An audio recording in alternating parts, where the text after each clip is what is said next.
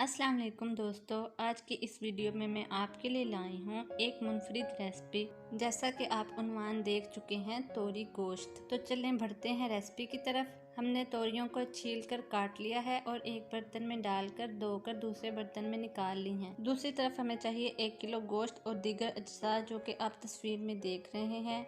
इनको काट कर हमने गोश्त में शामिल कर दिया है। इसके अलावा अदरक को कूट कर भी शामिल कर दिया है। थोड़ा सा पानी शामिल करके जिसमें तमाम अज्जा भीग जाए हमने इसको पकने के लिए रख दिया है। दूसरी तरफ हम एक प्याज को काट कर इसका मसाला तैयार कर रहे हैं।